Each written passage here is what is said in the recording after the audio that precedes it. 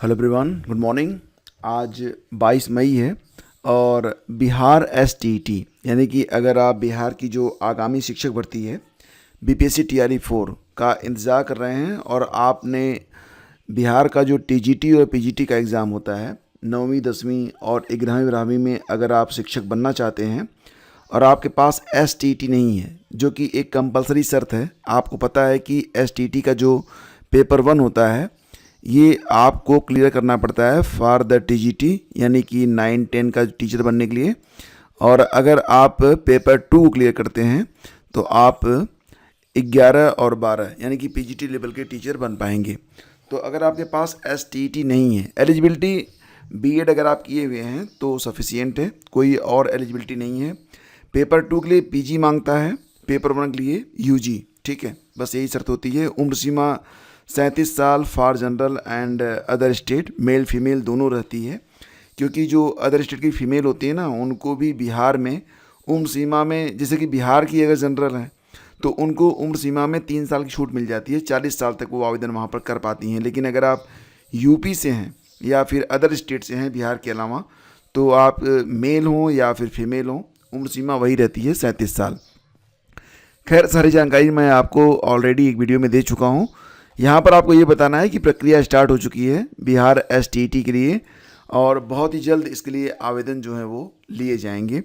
तो बिल्कुल यहाँ पर आपको 75 अंक यानी कि 50% मार्क लेकर आना कंपलसरी होता है। कुल जो परीक्षा होगी ये आपकी 150 अंकों की होती है और पेपर बहुत हलवा नहीं आता है। अगर आप अभी से तैयारी नहीं करेंगे तो दिक्कत हो जाएगी। तो आप लोग तैयारी अभी से स्टार्ट कर दें अगर आप बिहार में शिक्षक बनना चाहते हैं तो। और अगर आपने आवेदन किया हुआ है हरियाणा में असिस्टेंट प्रोफेसर के लिए तो यहाँ पर एग्ज़ाम डेट आ चुकी है। 1 जून को ये दोनों परीक्षाएं होंगी। 1 जून को मॉर्निंग सेशन में असिस्टेंट प्रोफेसर हिंदी और इवनिंग सेशन में 1 जून को ही असिस्टेंट प्रोफेसर इकोनॉमिक्स, ठीक है। तो दोनों की जो परीक्षाएं हैं ये 1 जून को आयोजित की जाएंगी।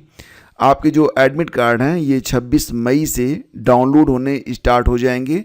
वेबसाइट वही है जो कि आपने आवेदन करते समय इस्तेमाल किया था, hpsc.gov.in ये वेबसाइट है। इस पर जाकर आप अपना जो एडमिट कार्ड है उसको डाउनलोड कर पाएंगे 26 मई से, ठीक है। और जो इंस्ट्रक्शंस हैं वो आप देख लीजिएगा कि जो आप एडमिट कार्ड डाउनलोड करेंगे वो A4 साइज़ पेपर पर होना चाहिए और उस पर जो भी इंस्ट्रक्शंस दिए गए हैं वो आप अच्छे से पढ़ लीजिएगा, ये बहुत ज़रूरी है सभी लोगों के लिए। और अगर आपने आवेदन किया हुआ है एसटीईटी के लिए यानी कि हरियाणा शिक्षक पात्रता परीक्षा के लिए तो इसकी भी एग्ज़ाम डेट आ चुकी है। और फिलहाल तो ये जो एग्ज़ाम डेट है वो यूपी से भी टकरा रही है। यूपी में 27 जुलाई को आपको पता है ना आरओ की परीक्षा होने जा रही है और यहाँ 26 जुलाई और 27 जुलाई को हरियाणा एसटीईटी की परीक्षा होने जा रही है, ठीक है। तो यहाँ पर मंजूरी मिल चुकी है कि 26 और 27 जुलाई को हरियाणा की जो एसटीईटी परीक्षा है इसका आयोजन करवाया जाएगा। इसको मान्यता यानी कि यहाँ पर नो ऑब्जेक्शन इनको मिल चुका है सरकार की ओर से, स्टेट गवर्नमेंट की ओर से। तो एक डेट यहाँ पर तो मतलब टकरा रही है 27 जुलाई वाली, अब इसी दिन आरओ की परीक्षा भी है। खैर, आगे बढ़ते हैं और पीसीएस की तर्ज पर होगी असिस्टेंट प्रोफेसर भर्ती परीक्षा। तो जैसा कि आप लोग जानते हैं गवर्नमेंट डिग्री कॉलेज में जो असिस्टेंट प्रोफेसर की भर्ती होती है तो ये भर्ती जो है यूपीपीएससी के माध्यम से करवाई जाती है।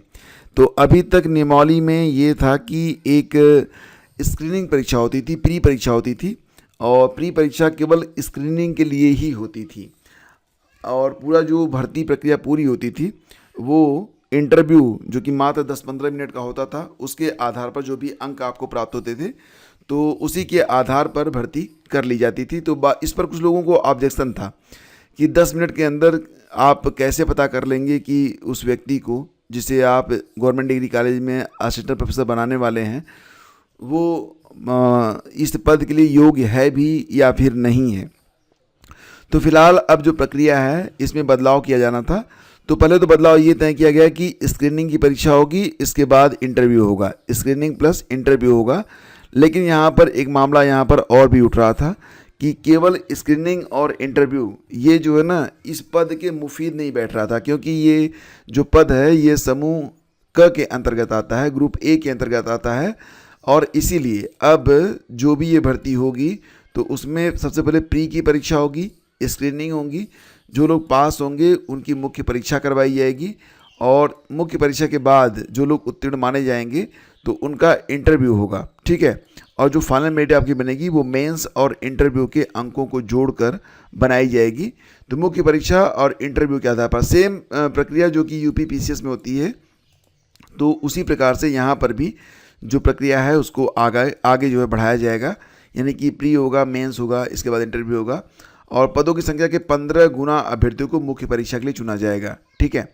तो इस प्रकार से अब मुख्य परीक्षा और इंटरव्यू में प्राप्तांक के आधार पर चयन की जो मेरिट है वो तैयार की जाएगी। तो प्रक्रिया में काफ़ी बड़ा चेंज आपको देखने को मिलेगा। रही बात ये कि वैकेंसी कितनी मिल चुकी है, तो देखो ज़्यादा पद तो नहीं है, लेकिन 536 पदों का जो अध्याचन है ये आयोग को अब तक प्राप्त हो चुका है। अब फिलहाल मुख्यमंत्री ने सहमति प्रदान कर दी है, लेकिन सहमति प्रदान करने के बाद जैसे ही शासन स्तर से लिखित रूप में उनको सहमति मिल जाती है, इसके बाद फिर असिस्टेंट प्रोफेसर के लिए जो विज्ञापन है वो जारी हो जाएंगे। रही बात है कि कुछ बच्चों ने पूछा था कि सर ये जो एलिजिबिलिटी होती है क्या रहती है अगर आप असिस्टेंट प्रोफेसर बनना चाहते हैं। तो सबसे पहले तो ये समझिए कि उम्र सीमा 21 से 40 साल के बीच में होनी चाहिए। दूसरी बात ये कि अगर आपने नेट पास किया हुआ है या फिर आपने पीएचडी किया हुआ है देन यू आर एलिजिबल, ठीक है। तो नेट या फिर पीएचडी वाले जो हैं वो अप्लाई यहाँ पर कर सकते हैं।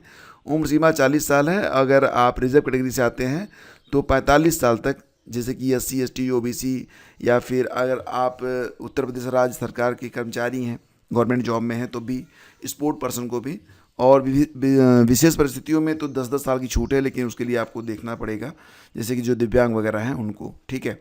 सामान्यतः 45 साल की उम्र तक आप यहाँ पर आवेदन कर सकते हैं, ठीक है। तो ये सारी चीज़ें हैं।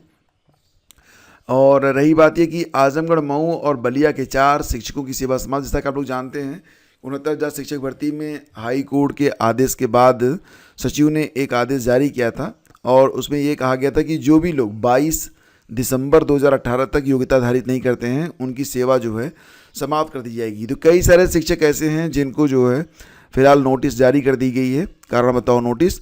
और यहाँ पर कुछ लोग तो फिलहाल अब मतलब उनकी सेवाएं समाप्त भी हो रही हैं। 4 लोगों की सेवाएं जो हैं वो समाप्त हो चुकी हैं आजमगढ़, मऊ और बलिया में। तो इनके नाम देख लेते हैं कहाँ कहाँ पर ये लोग कार्यरत थे। पहला नाम आ रहा है गुलाब चंद, निवासी चक्रपाणपुर, कनैला थाना, जहानागंज, आजमगढ़। और इनकी जो पोस्टिंग हुई थी वो शिक्षा क्षेत्र सुहाओं के प्राथमिक विद्यालय इस्लामिया में तैनात थे। इनकी सेवाएं जो हैं वो समाप्त कर दी गई हैं। इसके बाद जो अगला नाम है वो दिलीप कुमार यादव की सेवा भी समाप्त हो चुकी है। और इसके अलावा 2 महिलाएं हैं, इसमें एक महिला है, क्या नाम है, निवेदिता सिंह की सेवा भी समाप्त हो चुकी है। और इसके अलावा एक और नाम है खुशबू, निवासी बरौली, घोसीमऊ। तो ये 4 लोग जो है ना इनकी सेवाएं समाप्त कर दी गई हैं। पिछले 25 अप्रैल को बेसिक शिक्षा परिषद के सचिव सुरेंद्र कुमार तिवारी ने BSc को लेटर लिखा था। इसमें 69,000 सहायक अध्यापक भर्ती में चयनित ऐसे अभ्यर्थी जो 22 दिसंबर 2018 तक BTC परीक्षा में अनुत्तीर्ण थे तथा 22 दिसंबर 2018 के बाद बैक पेपर में उत्तीर्ण हुए हैं, तो उनके खिलाफ कार्रवाई करने की बात यहाँ पर की गई थी। तो फिलहाल अब यहाँ पर एक्शन लेना भी स्टार्ट कर दिया गया है। और इसी के साथ आगे बढ़ते हैं। देखो, दिव्यांग स्कूलों में शिक्षकों के रिक्त पदों पर करें भर्ती। तो उत्तर प्रदेश के जो मुख्यमंत्री हैं योगी आदित्यनाथ जी, उन्होंने ये आदेश जारी किया है कि नियमित शिक्षकों की तैनाती तक वैकल्पिक इंतजाम किए जाएं, और जब नियमित भर्तियां हों तो ऐसे शिक्षकों को भर्ती में वेटेज भी दिया जाए। दिव्यांगजन सशक्तिकरण और पिछड़ा वर्ग कल्याण विभाग की समीक्षा बैठक के दौरान मुख्यमंत्री ने ऐसे शिक्षण संस्थाओं में बाहरी लोगों के बिना जांच प्रवेश पर सख्ती बरतने के आदेश दिए हैं। तो बेसिकली कहा जा रहा है कि जो ऐसे बच्चे हैं जो दिव्यांग हैं उनकी शिक्षा पर विशेष रूप से ध्यान दिया जाए, और जो रिक्त पद हैं उनमें भर्ती कर ली जाए, और जब तक परमानेंट भर्ती नहीं होती है तब तक जो है इस प्रकार से भर्ती की जाए कि प्रक्रिया जो है वो बाधित ना होने पाए। और फिलहाल अगर आप यूपी से हैं तो आपने देखा होगा कि मौसम में काफ़ी चेंज देखने को मिल रहा है। जगह जगह पर बारिश हो रही है, कुछ जगहों पर नहीं भी हो रही है, कहीं पर तेज़ हो रही है, कहीं पर हल्की हो रही है। कल दिल्ली वगैरह में तो बहुत बारिश हुई है। बहुत सारे लोग तो ये बता रहे हैं कि मई में इतनी बारिश कभी नहीं हुई। बहुत सारे लोगों की जान भी गई है, ठीक है। तो थोड़ा सावधानी आप लोग बरतते रहिए। और अब फ़िलहाल 25 तारीख से नौतपा भी स्टार्ट होने वाला है, 25 तारीख से लेकर 3 जून तक, यानी कि ये 80 सालों के बाद सबसे ज़्यादा तपने वाला होगा नौतपा। तो नौतपा भी शुरू हो रहा है भाई साहब। ये नए नए टर्म और कंडीशंस आ रहे हैं। नौतपा क्या होता है ये 2 साल पहले मैं नहीं जानता था, लेकिन अब मुझे लग रहा है कि बहुत सारी चीज़ें हैं जो मैं नहीं जानता हूँ। ठीक है, और यहाँ पर देखेंगे, खैर इस भर्ती के बारे में क्या ही कहने। सुबह सुबह ट्वीट आता है और शाम तक सब कुछ ख़त्म कर दिया जाता है। और कुछ बड़े बड़े मीडिया घराने, न्यूज़पेपर भी इस पर जो है, जैसे कि जी न्यूज़ वगैरह भी इस पर जो है कवरेज लाते हैं। शाम तक हर जगह से ये ट्वीट गायब हो जाता है। तो क्या वजह रही, क्यों इसे जो है अखबारों में भी छापा गया और फिर इसे हटा दिया गया? तो खैर कुछ लोग कल गए थे मिलने के लिए शिक्षा सेवा चयन आयोग में भी, उनकी मुलाकात भी नहीं हो पाई है। लेकिन ये भर्ती जो है, अभी तो फ़िलहाल इस पर कुछ भी कहना जल्दबाजी होगी, क्योंकि अभी जो है अखबारों में आया था और उत्तर प्रदेश सरकार का जो ऑफिशियल ट्विटर हैंडल्स है वहाँ से भी इसे ट्वीट किया गया था। फिर दोपहर के बाद हर जगह से इस न्यूज़ को हटाना स्टार्ट कर दिया गया। क्या चीज़ है, कैसे है, मतलब समझना थोड़ा सा मुश्किल है। फ़िलहाल तो मैं यही कहूँगा कि वर्तमान में जो भी भर्तियाँ आपके सामने हैं, जिसमें आपने फॉर्म भर रखा है, जो परीक्षाएं होने जा रही हैं, थोड़ा सा आगे पीछे मान लेता हूँ कि हो रही हैं, तो आप उन पर सबसे ज़्यादा फोकस करें, यही आपके हित में होगा। और रही बात टीजीटी एग्ज़ाम को लेकर भी आपके मन में बहुत सारे भ्रम चल रहे हैं। खैर सबसे पहले तो आप ये समझिए कि पीजीटी की जो परीक्षा है, जिस प्रकार से तैयारियां चल रही हैं, ठीक है, तो आप कन्फर्म मान के चलिए कि आपकी परीक्षा जो है वो हो रही है अगले महीने में। और अब आपके पास समय बहुत कम बचा हुआ है, मतलब 1 महीने से भी कम समय बचा हुआ है। तो पीजीटी को लेकर तो बिल्कुल भी कंफ्यूज ना रहें। रही बात टीजीटी एग्ज़ाम के बारे में, तो टीजीटी के बारे में मुझे ये प्रतीत हो रहा है, या तो ये परीक्षा जो है, ध्यान से सुनना, कोई ऑफिशियल सोर्स नहीं है, लेकिन जो परिस्थितियां हैं, जो बाकी बहस चल रही है, उसके आधार पर मैं अपना अनुभव बता रहा हूँ। इस पर आप अपना अनुभव बता सकते हैं, लेकिन थोड़ा सा आप लोग समझिए कि मात्र अनुमान है कि अगर ये परीक्षा जुलाई में तय समय पर हो रही है तो अच्छी बात, नहीं तो अगस्त से आगे नहीं जाने वाली है। ठीक है, आप लोग बिल्कुल ये मान चलिएगा कि परीक्षा जो है अगर जुलाई में, बाय द वे RO की वजह से रुकती है, क्योंकि RO भी 27 को है, तो अगर RO की वजह से परीक्षा रुकती है ना, तो तय मान चलिएगा कि अगस्त में परीक्षा हो जाएगी। तो समय को लेकर बहुत अधिक चिंतित मत हुआ करिए आप लोग, वैकेंसी को लेकर चिंतित हुआ करिए, क्योंकि एक बार ये अवसर आपके हाथ से निकल गया ना, तो फिर तो बहुत लंबा समय मिलेगा आपको ये गणित बिठाने में कि अब परीक्षा कब होगी। तो फिलहाल 1-2 महीने की बात है, बाकी आप खुद समझदार हैं, ज़्यादा समझाने की ज़रूरत नहीं है किसी को। तो मिलते हैं आपसे अगले वीडियो में, और अगर सेशन आपको अच्छा लगा है तो लाइक और शेयर कर दीजिएगा। धन्यवाद।